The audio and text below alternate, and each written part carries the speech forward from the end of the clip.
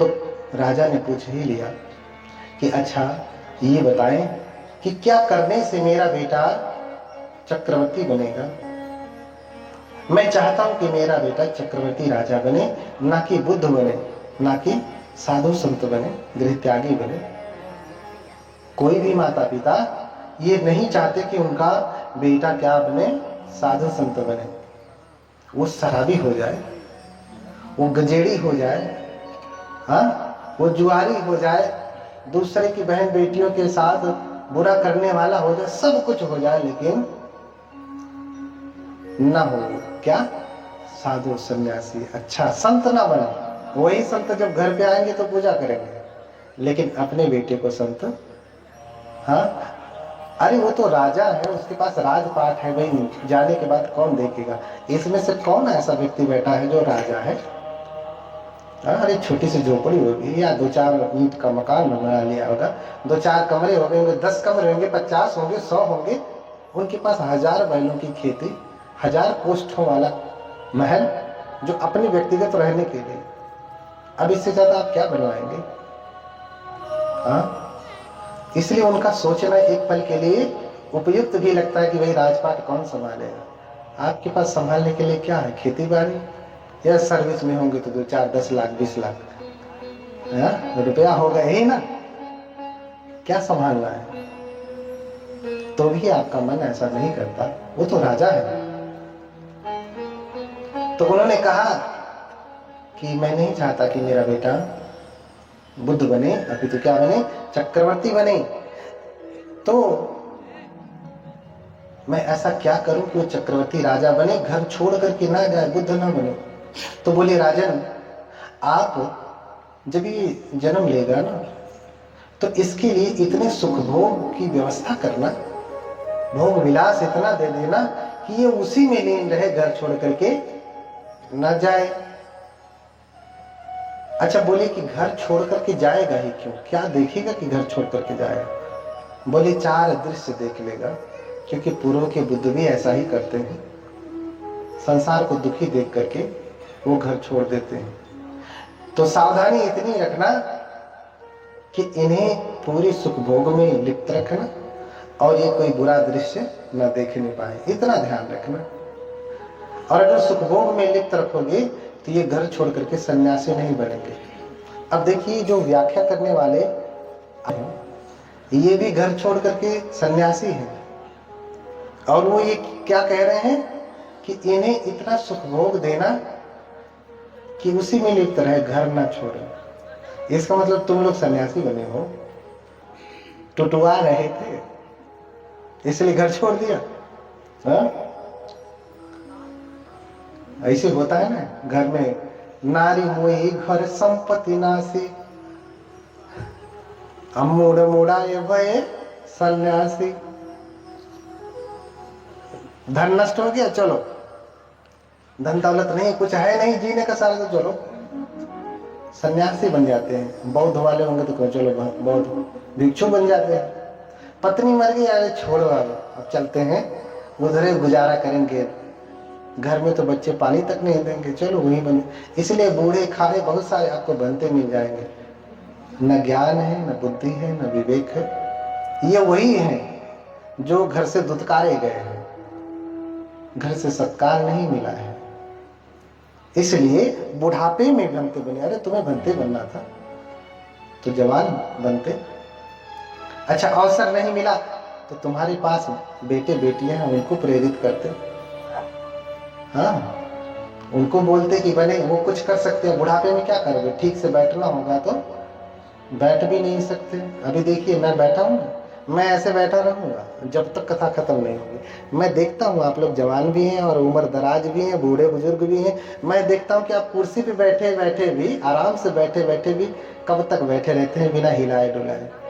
मेरा पैर भी देखते रहिए, अपना भी देखते रहिए, समझ में आ जाएगा कि बूढ़े में प्रवज्जित होने से और जवान में प्रवज्जित होने से कितना अंतर है। अरे जो 4 घंटा बैठ नहीं सकता, 4 घंटा क्या 4 मिनट सही से नहीं बैठ सकता, वो बुद्ध बनेगा, निर्वाण प्राप्त करेगा, मोक्ष मिलेगा उसको?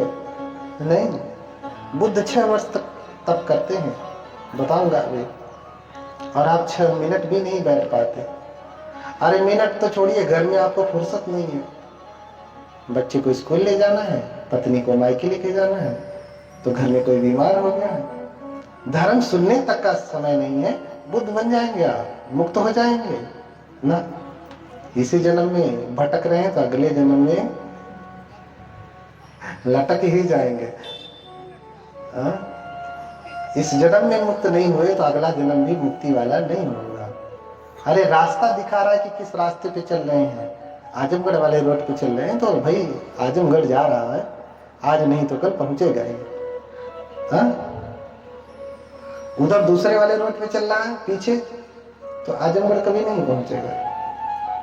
तो रास्ता ही गड़बड़ है तो पहुंचने वाले नहीं है। तो मैं नहीं चाहता कि मेरा बेटा बुद्ध बने, इसलिए वो सारी बात मान लेते हैं इन 6-7 ब्राह्मणों की, जो कहते हैं इन्हें सुख भोग में लिप्त कर देना, क्योंकि इनको तो मिला नहीं इसलिए कह रहे हैं, आप बीती बता रहे हैं। और दूसरी बात ये कि अगर कोई व्यक्ति, कोई राजकुमार 24 घंटा सुख में माने भोग विलास में लिप्त रहे, दारू शराब में लिप्त रहे, बहुत सारी स्त्रियां हो उनके साथ भोग विलास करने के लिए। राजा महाराजाओं के पास तो बहुत सारी पत्नियां होती थी ना, बहुत सारी स्त्रियां होती थी भोग विलास के लिए, लेकिन राजा बनने के बाद पहले नहीं।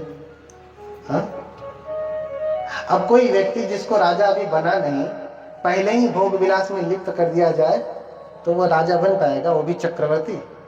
चक्रवर्ती राजा बनने के लिए कितना पराक्रम करना पड़ता है, कितनी लड़ाई लड़नी पड़ती है, ना कि भोग विलास में लीन होना पड़ता है। तो न तो चक्रवर्ती हो सकता है व्यक्ति, न तो गृहत्यागी। तो ये मार्ग भी गलत ही था, लेकिन राजा ने सुना और मान गए। और फिर उन 8 ब्राह्मणों को विदा करते हैं। इधर राजा प्रसन्न होते कि चलो इतनी दिनों की जो कामना थी अब पूरी हुई, अब संतान की प्राप्ति होगी, वो भी पुत्री नहीं, क्योंकि राजा को पुत्र ही चाहिए, पुत्री नहीं संभाल पाएगी। अब माता महामाया पूरा जो उनका जीवन था वो तो सात्विक था, लेकिन अब पूरा 10 महीना वो और भी सात्विक हो जाते हैं। देखिए, बच्चे को पैदा किया जाता है, संतान को पैदा किया जाता है, पुत्र रत्न को, पुत्री रत्न को पैदा किया जाता है, न कि पैदा हो जाता है। अच्छा बताइए, किसने अपने बेटे बेटियों को पैदा किया है? माताएं हाथ उठाएं, किनके किनके बेटे बेटी हैं? पैदा किया है कि पैदा हो गया? मेरी बात थोड़ी सी कड़वी होगी, लेकिन ध्यान से पूरा समझेंगे तो समझ में आएगा कि कैसे कोई एक स्त्री है जो जन्म देती है तो बुद्ध हो जाता है। कोई स्त्री अपने बच्चे को जन्म दे रही तो बोधिसत्व हो जा रहे, बुद्ध हो जा रहे, और हमारा बेटा ठीक से हमारा आदर तक नहीं करता, माता पिता का सम्मान ही नहीं करता। तो गलती कहां से है? अरे हम बोएंगे आम का बीज तो बबूल हो जाएगा? नहीं होगा ना। हम अच्छा वाला दशहरी आम बोएंगे तो दशहरी ही होगा ना, लंगड़ा तो होगा नहीं। जो बोएंगे वही ना होगा, तो जो पैदा करेंगे वही ना होगा। लेकिन होता है? होता है नहीं। क्यों? इसीलिए बुद्ध कथा आपको सुनना चाहिए। देखिए, माता ने पहली जो बात करी वो तैयारी की बेटे को जन्म देने की, कि कोई भी आएगा अच्छा आए, विलंब से भले आए लेकिन अच्छा आए। तो किसी भी बच्चे के निर्माण में 4 नियम काम करते हैं। बीज नियम, ऋतु नियम, कर्म नियम और आहार नियम, बाद में धर्म नियम काम करता है। ये 5 हो जाते हैं। तो बीज नियम कैसा? सबसे पहली बात, जैसे आपने धान की रोपाई की थी, अभी क्या बोएंगे? गेहूं ना। अच्छा, धान की रोपाई ऐसे मुंह उठाया और खेत में आए धान रोप दिया? हाँ, नहीं ना, पहले तैयारी किए ना। तैयारी क्या किए? अरे भैया, किस खेत में पहले बीज डाला जाएगा, बेहन हो, और किस खेत में रोपाई होगी, तो पहले बेहन के लिए खूब तैयारी किया। खेत बढ़िया सा एकदम मिट्टी भुरभुरी बनाया, जोता, उसका कंकड़ पत्थर घास फूस निकाल के बढ़िया एकदम मिट्टी बनाया पाउडर जैसा, और फिर उसमें क्या डाला? बीज धान का तैयार किया। तो तैयार करने के बाद भी ऐसे ही मुंह उठाए खेत में लगा नहीं दिया, खेत की भी पूरी तैयारी की, है ना। इससे पहले भी आपने तैयारी किया क्या? बीज डालने से पहले, उससे पहले भी आपने तैयारी किया क्या? बीज का चुनाव किया।